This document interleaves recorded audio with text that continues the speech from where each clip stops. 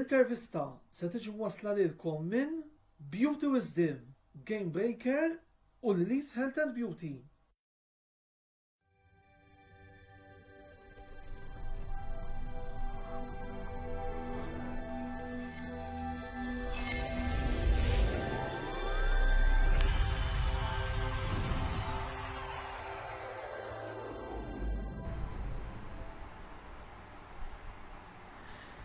Antonello Bella jisselmilkom u jilqakom għall-ewwel programm tat-tieni staġun ta' sensiela l-intervista li huwa episodju numru 29.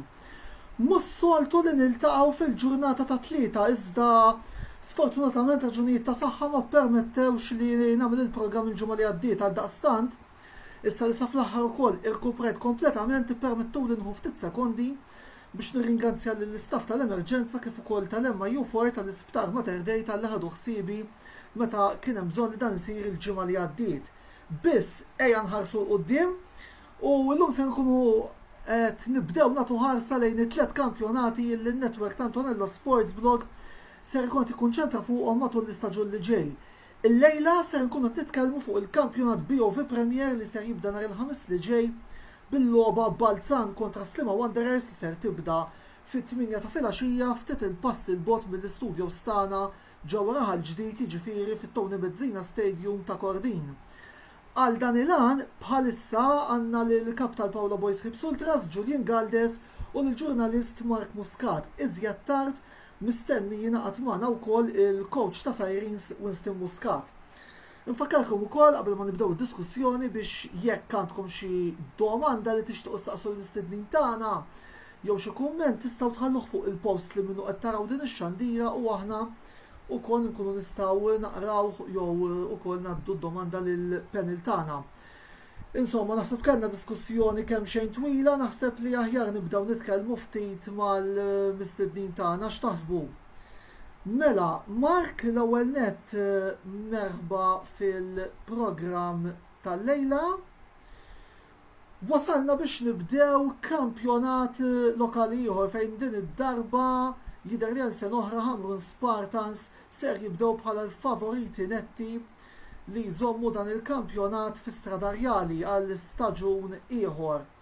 Kemm taħseb illi bakwisti bħal Henry Bonello minant Valletta u Luke Gambin, akkwisti wkoll ta' karatura internazzjonali għalkemm akkwisti Maltin, ser ikunu qed jgħinu lill-tim tal-President Joseph Portelli jiddefendi b'suċċess it-titlu mirbuħ fl-istaġun li għadda. Mela, grazzi tal-istedina Antonello, jidher li Hamrun ħajkomplu fejn ħallew is-sena li għaddiet b'daw l-akkwisti li għamlu, però għad iridu naraw daw tip ta' akkwisti kemm ħajrnexxielhom isiru parti mill-grupp, mit-tim eżistenti li kien hemm is-sena li għaddiet li rebaħ il-kampjonat, rridu ngħidu alla volja ma spiċċax, però għalija meritatament kienu dejjem kważi fuq quddiem season sħiħ u volja reġa' kien it-tieni kampjonat li ma spiċċax jien jidher li anke minħabba l-fatt ukoll li fejn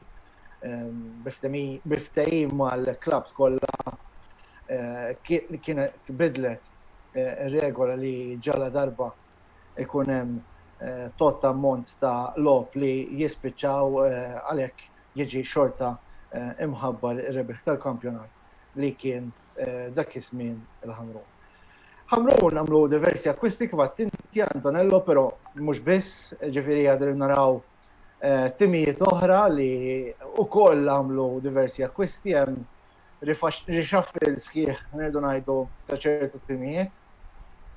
Fosthom Valletta, fosthom anke Floriana, fosthom anke Slima Wanderers u kif rajna wkoll anke sa ċertu punt anke Birkirkara li kienu wkoll protagonisti fil-logħob tal-Ewropa.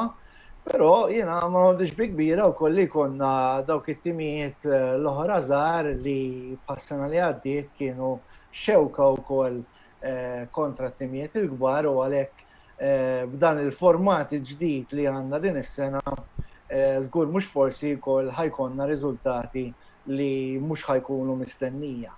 Ma nistgħux ma nsemmux ukoll żewġ timijiet kbar illum il-ġurnata Hibernians u Gżira li jidhru fuq il-karta li żgur ħajkunu żewġ timijiet b'saħħithom li jkunu ferm kompetittivi u minn ta' qudiem fil-kampjonat.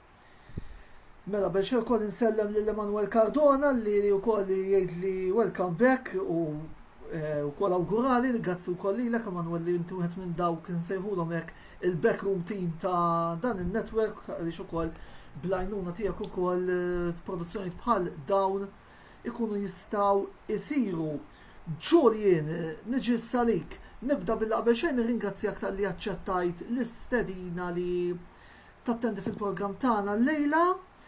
Hibernians fl-aħħar 3 staġuni ġew it-tieni, it-tielet u t-tieni. Taħseb li sew bl-akkwisti li saru s'issa għalkemm ukoll ħanitkellmu żgħet fid-dettall fuqhom il-qudiem, kif ukoll minn dak li rajna fil-logħbiet tal-UEFA Europa Conference League. Temmen li hemm materjal biżżejjed biex tal-Pagoni jistgħu jiċċelebraw iċ-ċentinarju b'xi unur matul dan l-istaġun? Mela, grazzi Antonello. Naħseb li bl-akkwisti li għamilna u tqisu wkoll kif qed juri kif qed jilgħab it-tim fil-lob kompetittivi tal-Ewropa jidher li hemm format tajjeb fit-tim u jidher li bħal kull sena nkunu qegħdin hemmhekk niċċelinġjaw. Rigward il-kampjonati preċedenti ma nistgħux ninsew ukoll illi kien hemm l-aħħar żewġ kampjonati li waqfu ma kinux nitlabu l-lob sal-aħħar ukoll. Għalkemm is-sena l-oħra huwa Mertot tal-Ħamrun li rabbu l-kampjonat kienu tim komplut u kollox, però kollox jista' jiġri fil-futbol. U anka il-kampjonat ieħor li kien jintrebaħ min-naħa ta' Florjana naħseb illi kien baqa' ċertu ammont ta' lob illi seta' jdur kollox fil-meda.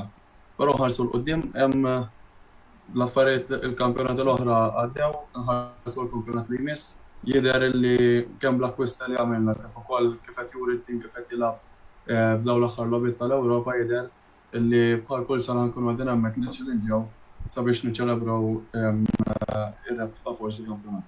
Fattur li ser ikun hemm din is-sena li naħseb huwa ħanejdu kif jgħidu l-Ingliżi welcome factor Julian huwa l-fatt li l-partitarji sa fl-aħħar se jkunu qegħdin jirritornaw fl-stadiums tagħna għall-ewwel darba nistgħu ngħidu hekk f'16-il shahr. X'inhuma l-kummenti tiegħek rigward dan il-fatt? Naħseb illi sew intom bħala Paula Boysu naħseb kulħadd huwa looking forward, ma naħseb speċi l-partitari b'mod partikolari li sa fl-aħħar jistgħu jaraw il-Benjamini tagħhom fl-azzjoni fl-stadiums rispettivi. Dan kien moment li kulħadd sab jixir bih li ħanerġgħu nirritornaw fl-stadiums għall-kampjonat li ġej. U anka kuntenta ħafna nerġa' nidħalna fil-ground f'daw il-lob tal-Ewropa wkoll. Għaliex huwa moment sabiħ speċjalment kif għadin bħalissa bil-forma il-tim tal-ħibs naħseb li okkażjoni speċjali li qegħdin nkunu hemmhekk u niċċelebraw dawn il-momenti u nemozzjaw dawn il-momenti li qatt ma esperjenzajna qabel speċjalment bħala Ewropej. Fejn kien ir-rekord għall-klabb tal-ħibs li kienet l-ewwel darba li bħala klabb wasalna sa dan l-istadju kif ukoll il-ħibs huwa l-unika tim li qatt rebaħ logħba fit-tielet round. Jiġifieri naħseb li mument iżbit ħafna mhux biss għall-ħibs kif imma għal Malta illi qegħdin nuru li anke klabbs Maltin kapaċi jikkompetu u naħseb li kuntent ħafna li mumenti bħal dawn nistgħu nesperjenzawhom mal-klabb tagħna. Jidher sfortunatament hemm xi problemi tekniċi wkoll fil-broadcast tagħna ovvjament niskużaw ruħna jekk qed ikun hemm xi inkonvenjent min-naħa tagħkom hemm barra, ovvjament inħeġġukom biex hekk hemm xi feedback min-naħa tagħkom tinformawna ħalli nippruvaw ukoll nikkorreġu kemm jista' jkun fil-ħin.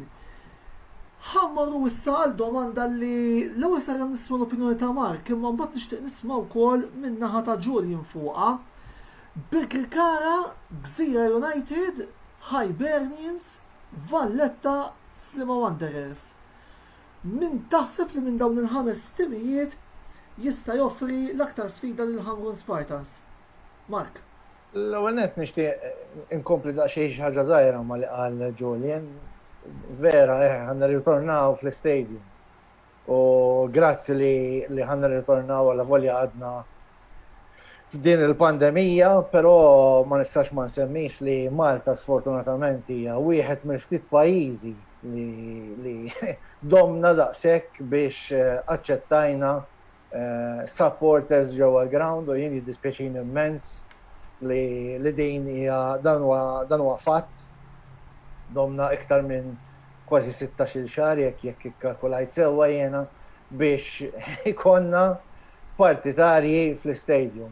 Saħansitra meta stajna naċċettaw il-partitarji fl-logħob tan-nazzjonal għax il-UEFA ippermettit u xorta dal-pajjiż tagħna li nafu stadium bħal dak 18,000 ruħ kemm muftax li biex iddaħħal minn tal-inqas 300 ruħ ġo stand, diversi stands għandek l-enclosure maqsum fit-tnejn, il-Millennium maqsum fit-tnejn, il-North u South stand maqsum żewġ stands oħra.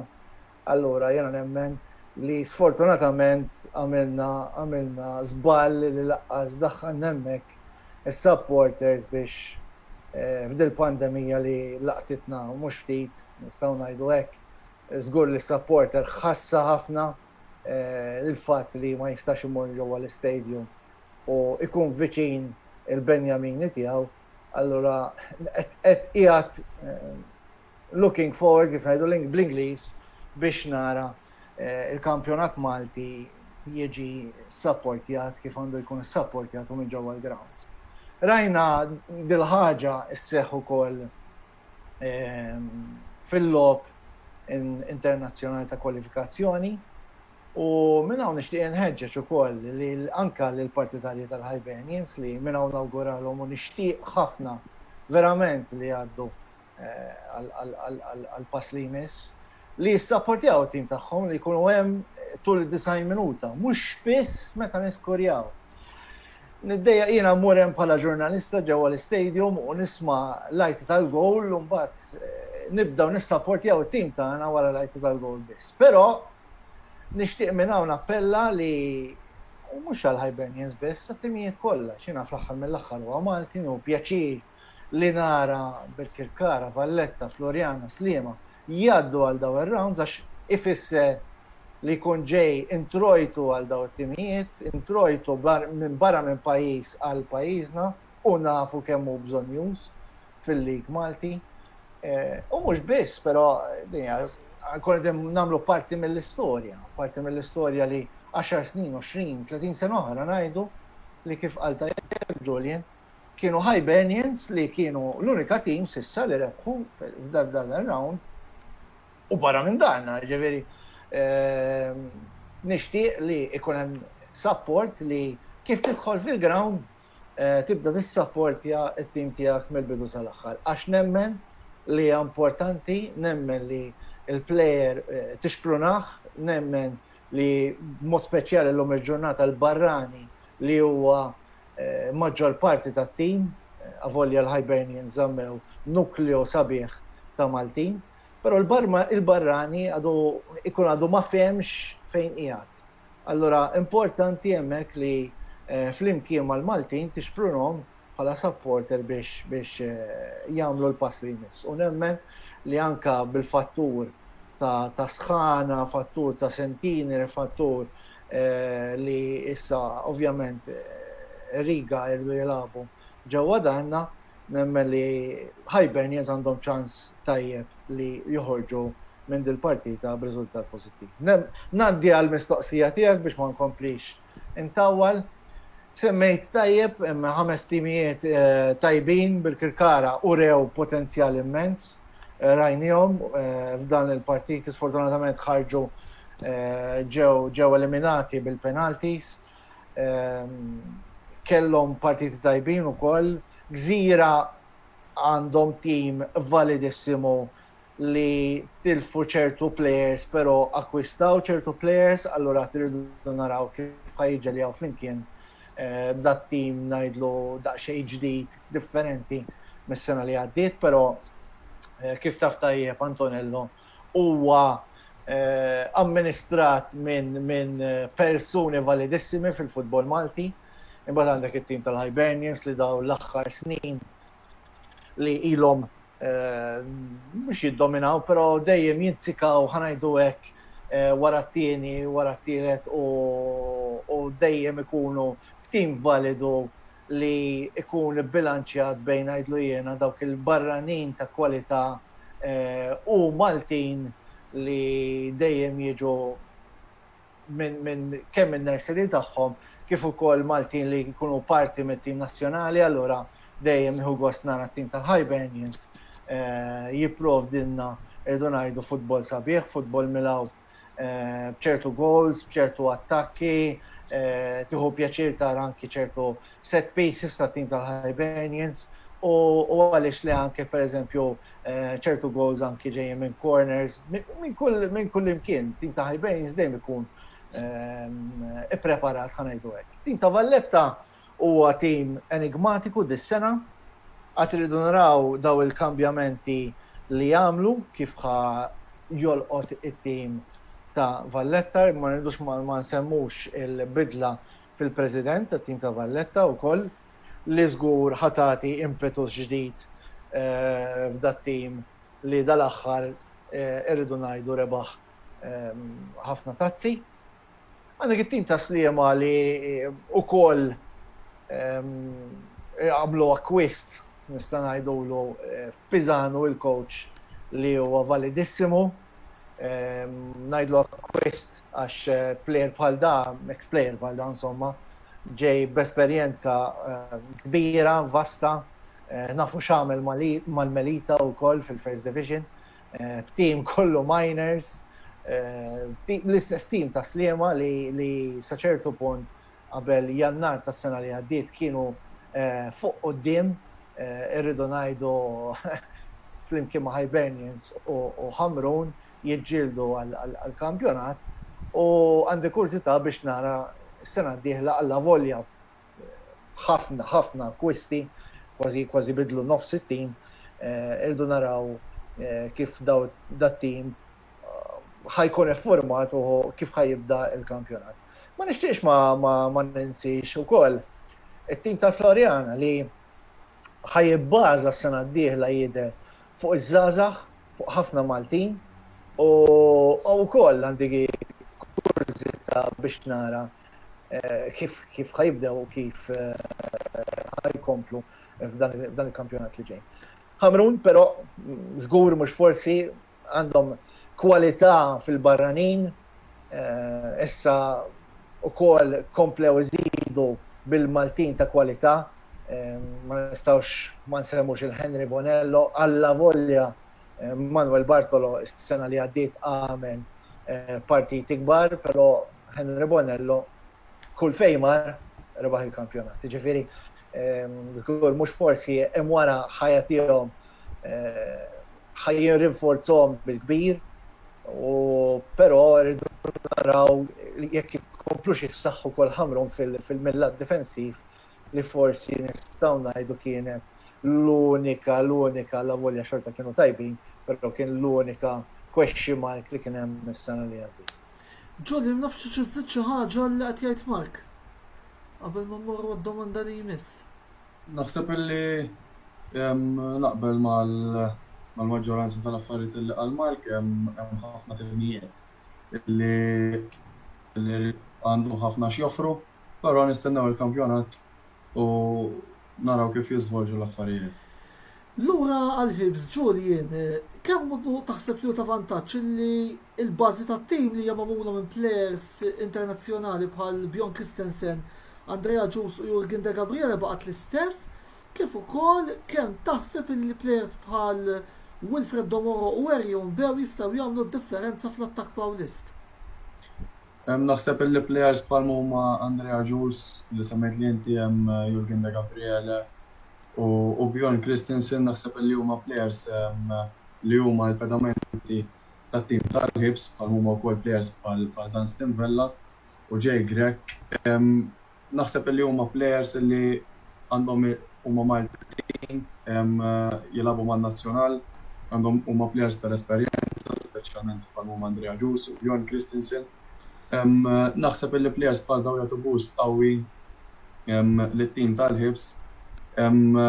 Kif ukoll anke bħal players bħal akkwisti li għamilna bħal huma Wilfredo Moro u Erjon Be naħseb li ħajatu boost qawwija lit-tim bħalma diġà rajna fil-lob tal-Ewropa fejn Wilfredo Moro qed jagħti prestazzjonijiet tajbin ħafna, skurja wkoll gowl fis-centenary.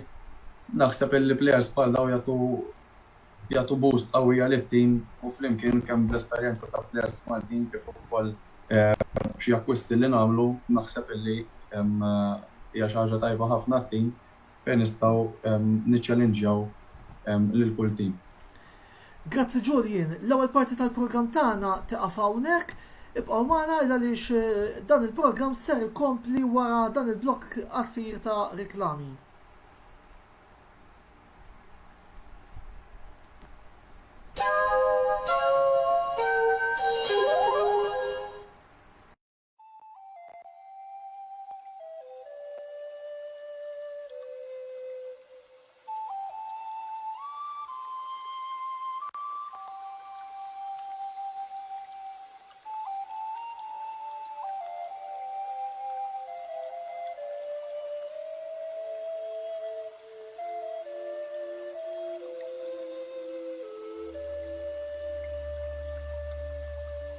Beauty Wisdom tal-Fgura għall-aħjar prodotti ta' sbuħija.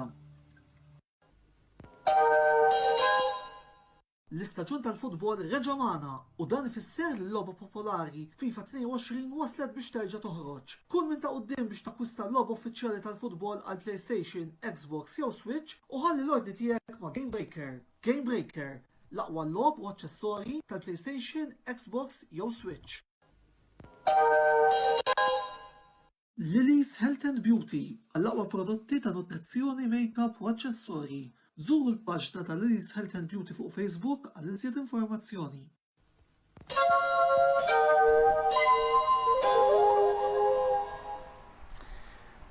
Merħba lura t-tieni parti tal-programm l-intervista, il-programm sportiv ta' diskussjoni mtella minn Antonello Sports Blog u mmexxi minni Antonello Abela. Kif qed taraw bħalissa għandna lil Mark Muscat, il-ġurnalist kif ukoll il-kap tal-Paula Boys Hibs Ultras Julian Galdes. Qed nistennew ukoll illi minn hawn ftit tal-momenti oħra jingħaqad magħna l-coach ta' Sirens Winston Muscat li qed nistennew ukoll illi jidħol fuq dana il-link illi għandna bħalissa fuq Zoom. U fil-fatt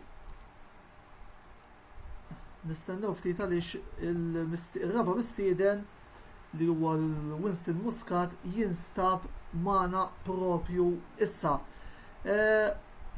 Winston, qed tismana? Nselmilkom.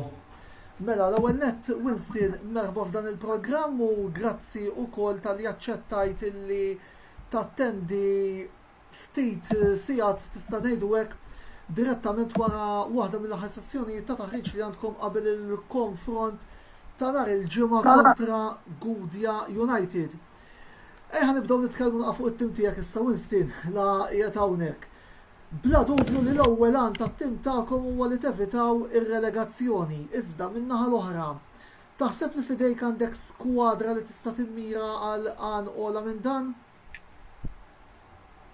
L-ewwel nett insellem lilek kull min qed jisma'na wkoll. Aħna f'da grupp ta' players ħdimna mill-bidu meta ġejta viġinat minn Sirens biex nibnu skwadra ġdida u skwadra kompetittiva. Il-ħsieb tagħna kien illi nibnu skwadra qasira ma' players ta' kwalità. Inut li jkollok 24-25 plejer u forsi jkollok 5-6 minnhom li mhux ma jkollokx fiduċja fihom imma ma tkunx ċert minnhom. Għalhekk ħdimna biex ikollna skwadra ta' 20 plejer, 19-20 plejer li kollha nemmnu illi kapaċi jkunu validi biex it-tim tagħna jilħaq it-tragward tiegħu. Dak kien il-ħsieb tagħna. Ħdimna wkoll fuq long term, jiġifieri għandna ħafna plejers li firmaw kontratti ta' sentejn u tlieta u plejers oħra sena b'option għas-sena ta' wara. Issa minn hemmhekk hekk il-Bombini irid nibdew naħdmu u għandna l-ewwel test nhar il-ġimgħa kontra Goodyear United. Nfakkarkom ukoll jekk hawn xi ħadd li forsi tisaqsi xi domanda lil mistednin tagħna jew jgħaddi xi kumment feel free to do it. Infatti wkoll għandna messaġġ oħra minn Tiger li xi ħadd li iġib dan għan-nom Deplum fej awgurali welcome back, grazzi wkoll lilek illi issegwi dan il-programm. Mela, bdejna nsemmu l-lobit li għandna fit-tmiem il-ġimgħa għal daqstant ħana naqra ħarsa lejn il-programm tal-ewwel ġurnata. Kif għedna fil-bidu ta' dan il-programm, il-ħamis fit-Tony Benzina Stadium għandna l-logħba Balzan kontra Sliema Wanderers. Il-ġimgħa fl-istess ground għandna l-partita bejn is-Sirens il-ġdida ta' Winston Muscat u Goodyear United, kif ukoll fl-Stadium Nazzjonali f'Taqali għandna l-logħba bejn Hamrun Spartans u Valletta. Is-sibt imbagħad Floriana jilagħbu kontra Santa Lucia fit-Tony Benzina Stadium u Mosta Birkirkara tkun il-logħba li ser tintlab ġewwa Taqali. Finalment l-ewwel ġurnata tingħalaq it-tnejn fl-Istadium Nazzjonali b'sfida oħra interessanti bejn Gżira United u Hibernians. Il-logħbiet kollha ħajntlabu fit-tminja anke wkoll biex niffaċilitaw id-diversi problemi li din il-mewġa ta' sħana tista' ukoll iġġib. Mark, bla dubju li Hamrun Valletta hija l-logħba tal-ġimgħa anki jekk Gżira Hibs li mbagħad se ndaħħal il-Julian fuqha taf tkun sfida tajba żona Ewropa. Il-kummenti tiegħek ħanibda bik Mark fuq dan il-programm tal-logħb. L-ewwel nett nixtieq nfaħħar il-fatt li ħafna mhux ħafna l-maġġoranza ta' daw il-partiti ħajibdew fit-8 ta' filgħaxija ħlief l-ewwel waħda li Balzan kontra Sliema li il-logħbiet kollha tresqu 8 fil-fatt. Mela proset, di kienet deċiżjoni tajba lija li disħana kollha infatti anka nazzarda ngħid kważi anka fit-8, però xorta imnalla li ħanilagħbu dal-ħin. Iva kif għattajab inti Hamrun kontra Valletta hija żgur mhux forsi il-highlight ta' din il-ġurnata bir-rivalità li għandhom daw iż-żewġ timijiet kif ukoll Gżira kontra Hibernians, però qed inħares lej diversi logħbiet oħra li jidhru interessanti fosthom Mosta kontra Birkirkara, Mosta li kienu u li bdew kmieni bit-training tagħhom minħabba li kienu qed jipparteċipaw fil-Conference Europa Conference League. U Birkirkara wkoll, però. Birkirkara wkoll, allura hemm isu interess biex nara daw iż-żewġ timijiet f'liema livell qegħdin. U Mosta oġbuni immens kif labu fil-Conference League kontra tim li huwa Spartak Trnava, tim tajjeb immens ta' livell. Rebħu l-ewwel logħba tagħhom hawn Malta, allura looking forward biex nara dik il-partita. Goodyear kontra Sirens żgur tkun interessanti, kif qal tajjeb Winston ukoll rajna li Sirens għamlu ċertu akkwisti u għalhekk nixtieq nara dat-tim danka tal-Goodyear fejka ħajkun bħala livell fil-bidu tal-kampjonat, kampjonat li kif għadna għandu format li huwa differenti, format li ħajkun u ħanaraw diversi sorprizi, nazzarda ngħid anke fil-bidu tal-kampjonat, diversi timijiet li ħajkunu qegħdin jippruvaw jakkwistaw akkosta kollox 3 punti fil-bidu biex jaċċertaw ruhom salvezza. Fuq il-format ħadkellmu żjed tard, Mark, jekk ma jimpurtax. Mhix problema. Imma għalhekk qed nippretendi li jiena fil-bidu tal-kampjonat diversi timijiet jista' jkun li jkollna sorpriżi. U fosthom fl-ewwel ġurnata. Julian, Gżira Hibs, konfront dirett għaż-żona Ewropa. Naħseb li ħadd tkun logħba kompetittiva ħafna, kemm aħna kif ukoll il-Gżira ġiex timijiet hekk meqjusa kbar. Naħseb illi ħajkun konfront mis-sielet, però naħseb illi bil-forma ta' kif qed juri t-tim tal-ħibs naħseb illi għandna nerbħu l-ewwel konfront. Minnaħa l-oħra, ma nafx hekk forsi Winston għandek xi kummenti xi żżid fuq il-tlieta erba' logħbiet oħra jekk nistgħu ninkludu l-logħba tat-tim tiegħek. Il-konfronti kollha ħajkunu logħbiet ibsin. Naħseb illi ħajkun hemm bilanċ kbir dis-sena. 12 tim kompetittiv, 12 tim li kollha ħajkunu armati, forsi ħajkun hemm dawk it-3-4 timijiet li on paper ikun daqsxejn iktar favoriti, però naħseb illi kull tim jista' jerbaħ ma' kull tim jista' jitlef ma' kull tim kif qegħdin. Jiġifieri jien ma ngħidx forsi kif qal Mark jista' jkun hemm sorpriżi, għalija ma jkunux sorpriżi għax naf il-kwalità ta' timijiet tal-plejers li għandhom it-timijiet, illum il-livell tal-coaching għal ħafna wkoll fil-futbol Malti, jiġifieri kulħadd ikun preparat għal xulxin, kulħadd jistudja għal xulxin. Kulħadd jipprepara tattikament, janalizza l-opponents, ġifieri żgur illi ħajkun kumbattut ħafna, bla dubju. Mela, Mark ġa beda jitkellem fuq, issa ħalli wkoll nispjegaw il-format u nieħdu ftit kummenti min-naħa tal-panel. Mela, il-kampjonat BOV Premier 2021-22 ser ikollu 12 tim din is-sena illi ser jilagħbu żewġ logħbiet kontra xulxin. It-tielet round ser jara żewġ gruppi ta' 6, l-ewwel grupp ħajkun iċ-Championship Pool u t-tieni grupp se jkun qed jikkontendi relegation pool. Il-punti mhux se jinqasmu bħalma kienet fil-antik. Nixtieq nieħu l-kummenti tagħkom fuq dan il-format. Ħanibda bik Winston u mbagħad Julian u mbagħad nagħlaq Mark. Din dal-format ġi mażul għax jisu kulħadd kien kostrett illi mhux ma kienx hemm mażl oħra, imma Wanik tagħmel 3 rounds kienet tiġi 36 logħba li kienet tkun jibsa wisq. B'żewġ rounds jiġi ftit. Allura l-MFA saħadet l-idea ta' kull klabb x'jaħseb u naħseb 27 logħba huwa numru tajjeb ta' partiti u bekk ħanivvitaw ukoll li jkollna ħafna logħbiet matul il-ġimgħa fejn fl-opinjoni tiegħi fil-livell li aħna rridu naċċettaw li maħniex pajjiż setup professjonali fil-clubs. Alright, nippruvaw nkunu professjonali kemm nistgħu bil-limitazzjonijiet tagħna. Però naħseb illi meta jkollok midweek matches kif kellna s-sena l-oħra il-kampjonat kien wisq tqil, kien wisq qiebes, tilab l-erba' tiġdilab is-sibt, tiġdilab it-tlieta. Kien hemm sitwazzjonijiet ħabba l-Covid, kien hemm sitwazzjonijiet ukoll ħabba t-tim nazzjonali fejn qabel konna nifqu pereżempju ġimgħa u nofs jew ġimgħatejn l-hom qed nifqu 3 ġimgħat. Allura ħabba dawn ir-raġunijiet naħseb l-MFA għamlu deċiżjoni għaqlija li flimkien mal-clubs li morna għal dal-format. Issa naqblu jew le forsi imma fil-bidu tieħu ħsieb tiġbor il-punti kemm tiflaħ li hemm tajjeb li mhux ħajqasmu l-punti kif konna qabel.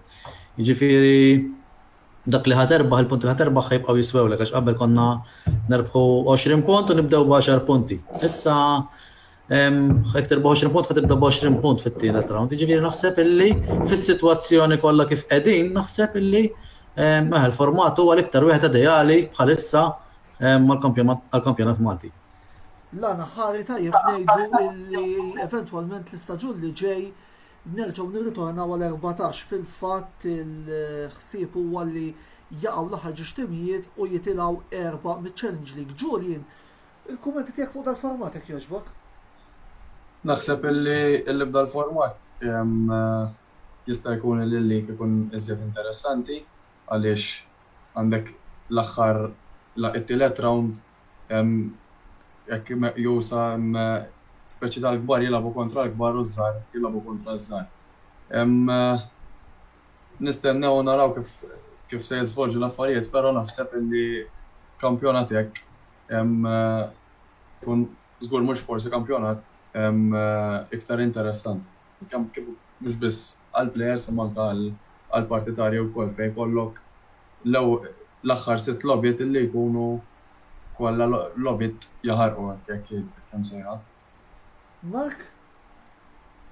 L-għunet ħad gost ħafna nisma l-opinjoni ta' coach ta' Winston li ovvjament għandu esperienza vasta fil-kampjonat Premier.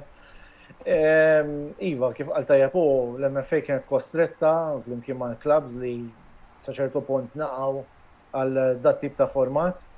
L-unika ħaġa li forsi ma naqbilx, pero ovvjament naħabba punt ġurnalistiku kodniħu gost nara l-lobit fost il-ġimma, pero nifem il-fat li aħna semi-professjonali u sa' ċertu punt anki amateurs u fost il-ġimma diffiċli immens.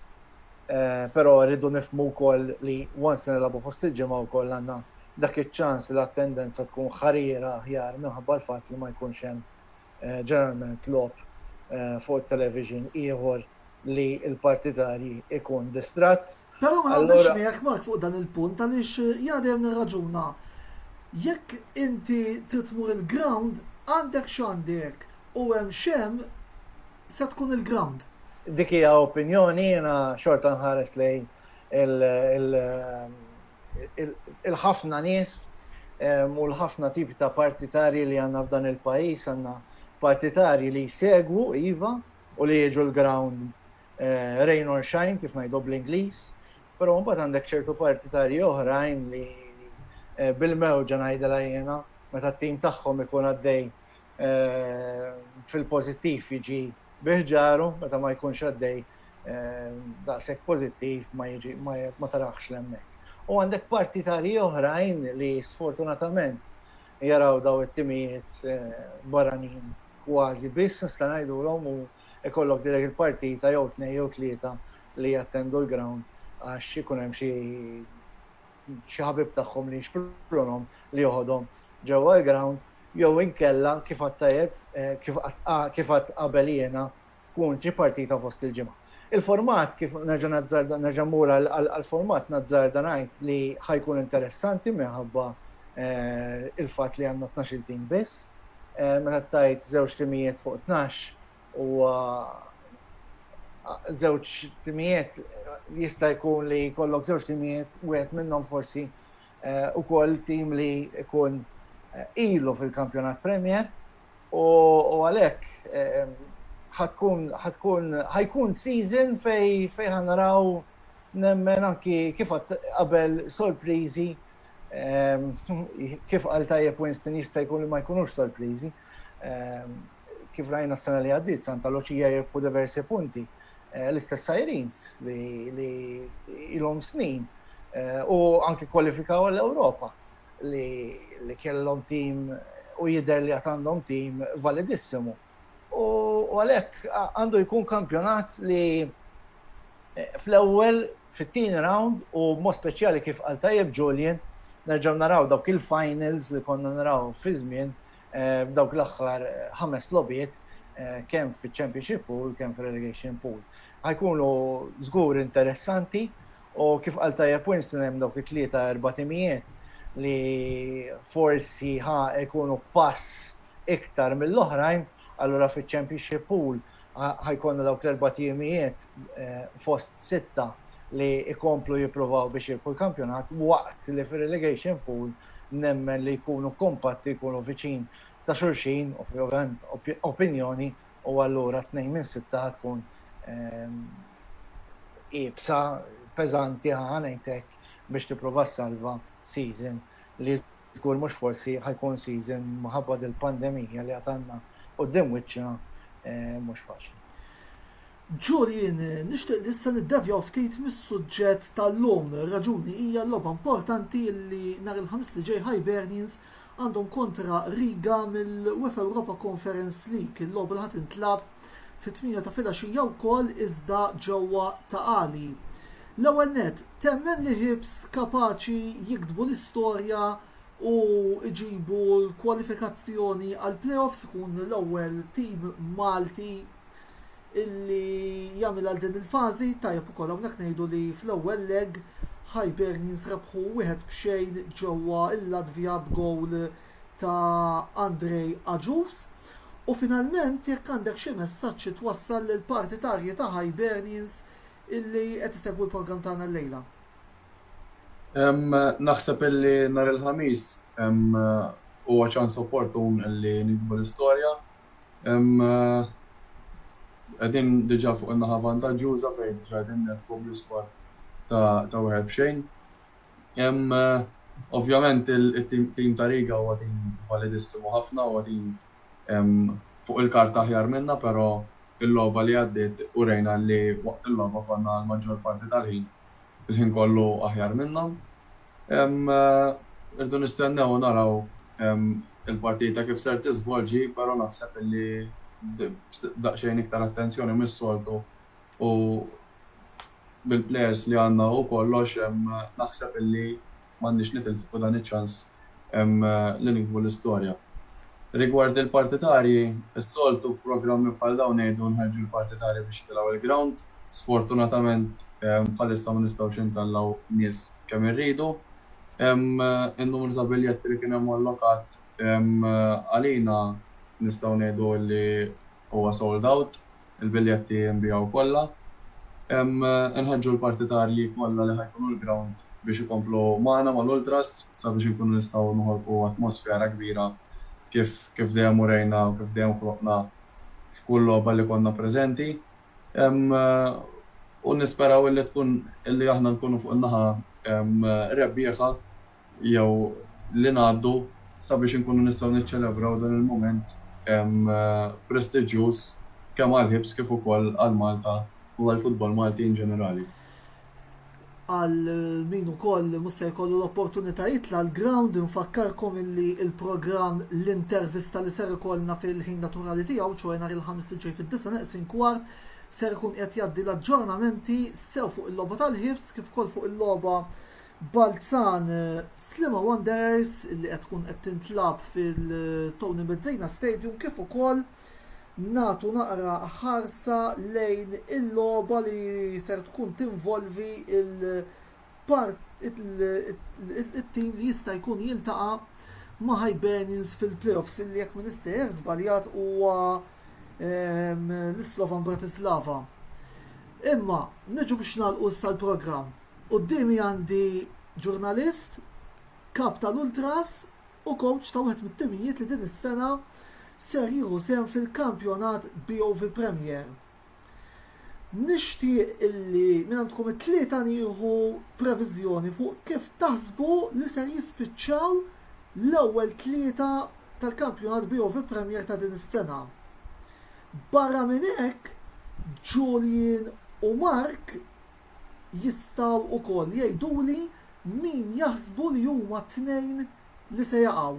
Fil-każ ta' Winston qed jistenna mill-ġlieda kontra r-relegazzjoni u fejn jaħseb f'liema pożizzjoni jaħseb illi jista' jwassal lit-tim tiegħu f'dan il-kampjonat. Għaldaqstant ħanibda minnek Mark. Inkompli b'Julian u jalaq Winston.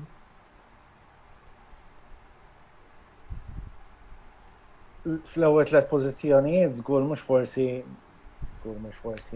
ma sax tgħid żgur, però nemmen li Hamrun, Hibernians u Birkirkara dis-sena mill-ftit li rajna s'issa għadu kmieni biex wieħed jista' jagħti ċertu tip ta' pronostiku.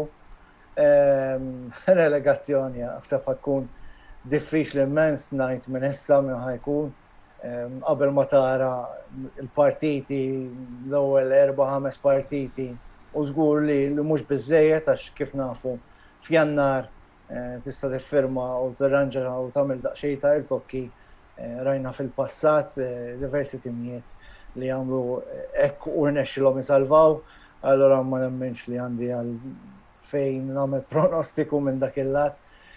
Quddiem ħadkun ġlieda. U ma dawk it-tlet timijiet nazzarda ngħid li jkun hemm anki tlet timijiet oħra li fil-bidu ikunu sfidanti denji tal-kampjonat. Julian? Naħseb li l-ewwel post Hibernians, tieni post Cameroon, tielet post onestament m'għandix idea. U naħseb li timijiet li hemm ċans li forsi jiġu relegati huma timijiet bħal Google United, Santa Lucia u forsi skużani Winston Sirens. Mela, Winston għandek iċ-ċans li tirribatti, ħanejdu hekk. Però l-ewwel tini min taħseb se jkunu l-ewwel tlieta.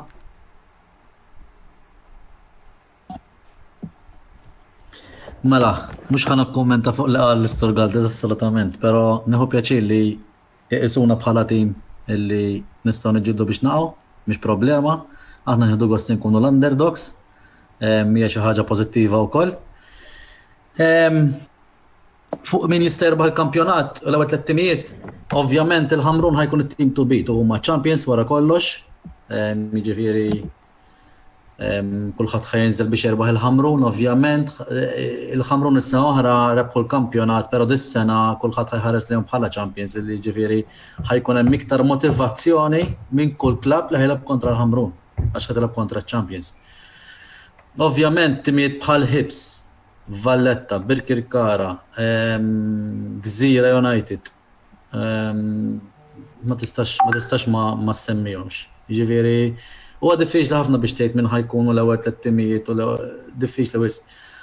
Jista' jkun ukoll ikun hemm timijiet b'sorpriża. Jiġifieri da meta jibda jintlab il-kampjonat tibda tieħu indikazzjoni. Hemm ħafna lobit ta' friendlies ta' ħbiberija, però kulħadd jiena ġarajt ħafna timijiet jilagħbu, imma kulħadd għadu qed jipprova, kulħadd anke fiżikament, ħafna clubs qed jingaġġaw players dil-ġimgħa fl-aħħar ħinijiet, anke aħna stess jiġifieri. Kif inħares jien lejn it-tim tiegħi Sirens, wieħed rid ikun ottimist u qas pessimist f'da sitwazzjonijiet. Aħna nibdew nieħdu logħba, kull logħba hija final, kull logħba ħaninżlu għal 3 punti, żgur li ħanagħmlu dak kollu possibbli biex kull logħba nerbħuha.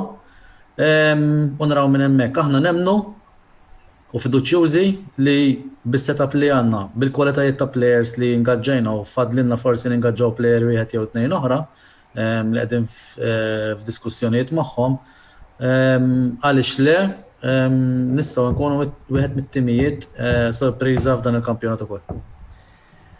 Grazzi lil Winston kif ukoll grazzi lil Julian u lil Mark talli aċċettaw li attendu għal programm tal-lejla. Grazzi kbira wkoll tmur lill-sponsors tagħna li huma Beauty Wisdom, Game Breaker u Lily's Health and Beauty talli wkoll jappoġġjaw dan il-programm u jgħinuna fejn hemm bżonn inħeġġukom biex tużaw il-prodotti tagħhom illa li indirettament ukoll tkunu qegħdin tgħinu lin-netwerk tagħna ta' Antonello Sports Blog. L-intervista ser tirritorna nhar il-ħamis li ġej fil-ħin naturali tagħha fid-9:15 fejn din id-darba flimkien mal-mistednin ser ikolli ser nkunu qed nitkellmu fuq il-Premier League Ingliż se jibda l-ġimgħa bil-logħba Brentford kontra Arsenal. Infakkarkom li ripetizzjoni ta' dan il-programm ser titla' minn ftit ieħor fuq l-istazzjon uffiċjali tagħna ta' YouTube li nistidnukom issegwu flimkien ukoll ma' din il-paġna uffiċjali ta' Facebook fejn xantarna dan il-programm li xkoll ikollna diversi kontenut mhux biss fuq il-futbol lokali iżda wkoll fuq futbol internazzjonali u sports oħra bħal Formula 1, Formula 2 u MotoGP. Ħaq insejt nagħmel il-previżjoni tiegħi għal min naħseb ser ikunu l-ewwel tlieta. Jiena naħseb Ħamrun Spartans l-ewwel, Birkirkara it-tieni, Hibernians it-tielet, imma jista' jkun inkun żbaljat ukoll. Jiġifieri m'iniex daqshekk fuq il-livelli ta' Nostradamus, insomma. Sakemm nerġgħu niltaqgħu nhar il-ħamis li ġej, jiena Antonello Bell għantikom il-kumplament ta' serata tajba, grazzi tal-li segwejtu il-programm tagħna l-lejla, il-lejli tajjeb u ħudu ħsieb.